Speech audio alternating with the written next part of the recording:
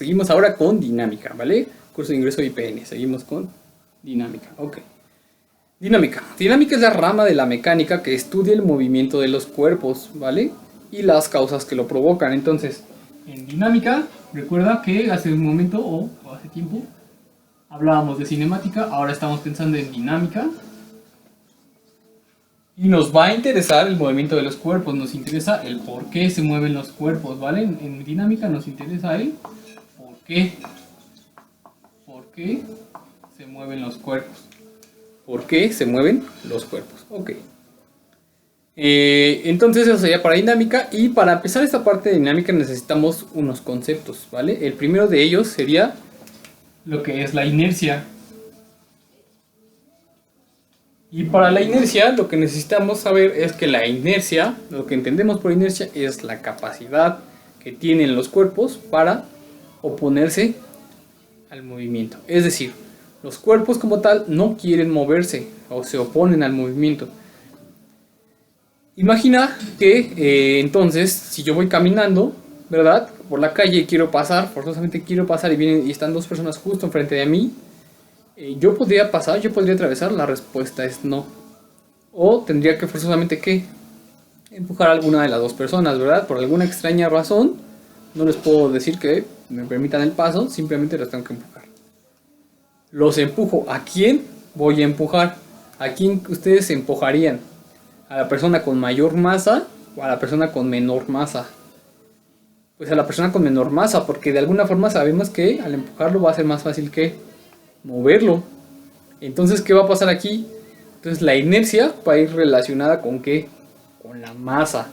Súper importante, la inercia es una capacidad de la materia, pero la inercia no es una magnitud física porque no la medimos, simplemente decimos que es una capacidad. Una capacidad, puede hacer eso los cuerpos, pueden hacer eso la materia, puede oponerse al movimiento, ¿vale? Entonces, esto sería una capacidad de oponerse al movimiento. Ahora, la inercia depende de la masa, ¿va? Podemos decir que podemos saber qué tanta capacidad de oponerse al movimiento tiene un cuerpo a través de su masa.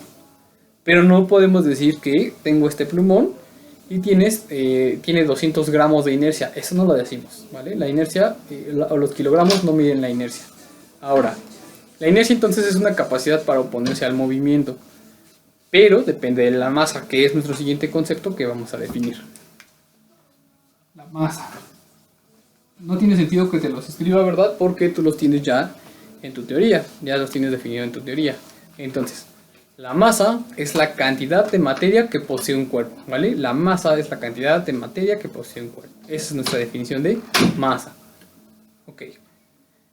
Después, inmediatamente tendríamos la fuerza normal. Fuerza normal, ¿ves? Allí tú marcando, son importantes. Fuerza normal. Fuerza normal, ¿verdad? Y entonces aquí te voy a poner un ejemplo y ahorita te lo defino, ¿sí? Básicamente, ¿vale? Ok, el ejemplo va a ser el siguiente. Tengo este plumón en esta posición, ¿sí lo ves? Ahora, a este plumón, sobre este plumón, se le están ejerciendo dos fuerzas. Una de esas fuerzas es la que si yo tengo el cuerpo y lo suelto, pues se va a traer hacia el centro de la Tierra, ¿estás de acuerdo? Este plumón estando en esta posición, ¿vale? Siente dos fuerzas. Ahora, ¿cuáles dos fuerzas serían eso? La que ya te he mencionado que apunta hacia abajo, pero el plumón no está cayendo. ¿Lo sostiene quién? El pizarrón. El pizarrón lo sostiene. Entonces, como lo sostiene el pizarrón, decimos que el pizarrón le ejerce una fuerza a este plumón, a la cual llamamos generalmente fuerza normal. La fuerza normal tiene la siguiente característica. La fuerza normal es la que le aplican las superficies a los cuerpos con los que entran en contacto. Superficies sobre cuerpos que están en contacto. Es decir, si yo me recargo, ¿verdad? Si me hago para atrás, hacia el pizarrón, entonces ya me recargué. ¿Estaré sintiendo fuerza normal? Sí, ¿vale? Fuerza normal, sí. La fuerza normal siempre la fuerza normal es perpendicular a la superficie. ¿Qué significa que es perpendicular? Que forma ángulos de 90 grados, ¿verdad? Por ejemplo, si yo pongo el plumón aquí, entonces esa es la fuerza normal, estaría apuntando hacia ti, como lo estás viendo justo en este momento, ¿vale? La fuerza normal me la estarían aplicando a mí y me estarían sosteniendo en esta posición. Ahora, aquí la superficie es esta barra, este soporte, y la fuerza normal estaría apuntando hacia arriba porque sostiene el plumón, hacia arriba lo sostiene, ¿vale? Tú justamente en la posición en la que te encuentres, ¿verdad? No creo que no estés en caída libre, ¿verdad? No lo creo. Sentado, parado, acostado, no importa. Estás siendo cargado por la fuerza normal, la que es perpendicular a la superficie. Ok, entonces esto sería nuestra definición de fuerza normal. Nuestro siguiente concepto es de suma importancia. Es de suma importancia puesto que a partir de esto vamos a poder hablar de muchísimas cosas. El siguiente concepto que te voy a platicar es la cantidad. Es la cantidad de movimiento. ¿Y qué rayos es la cantidad de movimiento? Dirán algunos fuera. La cantidad de movimiento es un vector que simplemente me representa el producto de la masa con la velocidad que posee un cuerpo, ¿vale? La cantidad de movimiento es un vector que representa la masa y la velocidad que tiene un cuerpo, el producto de la masa con la velocidad. Por ejemplo, si yo tengo una superficie horizontal y le doy una velocidad, pues, y vamos a pensar que no hay fricción, es decir que la velocidad va a ser como constante, entonces vamos a pensar que se mueve así, se mueve a velocidad constante, entonces este cuerpo tendrá cantidad de movimiento sí, ¿verdad? Y la cantidad de movimiento será constante. Pero si yo tengo este cuerpo y lo suelto y va a tener, la pregunta es, ¿tendría cantidad de movimiento? La respuesta sería sí, porque va a tener una velocidad. Sin embargo, este cuerpo va a cambiar de velocidad, va aumentando su velocidad. Simplemente decimos que su velocidad aumenta. La cantidad de movimiento que tenía aquí no es la misma cantidad de movimiento que tiene cuando está cayendo. No es la misma cantidad de movimiento. No es la misma, ¿vale?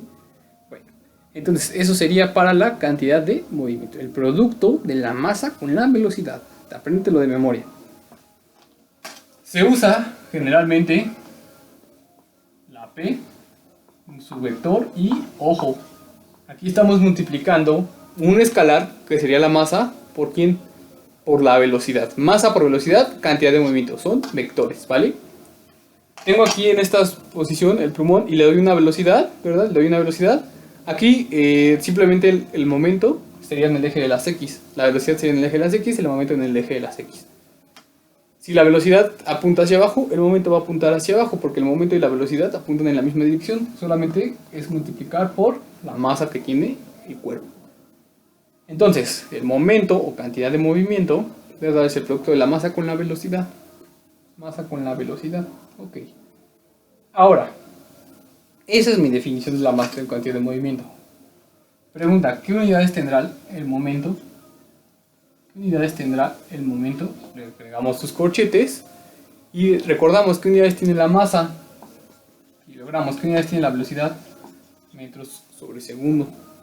Y entonces, ¿qué debemos hacer ahora? Lo que debemos hacer ahora, ¿verdad?, es simplemente escribir esta como sus unidades o establecer esta como sus unidades. Decimos que la cantidad de movimiento entonces tiene unidades de kilogramo por metro sobre segundo. Kilogramo por metro sobre segundo. Y esas son las unidades del momento, ¿vale? Estas serían las unidades del momento. Bueno.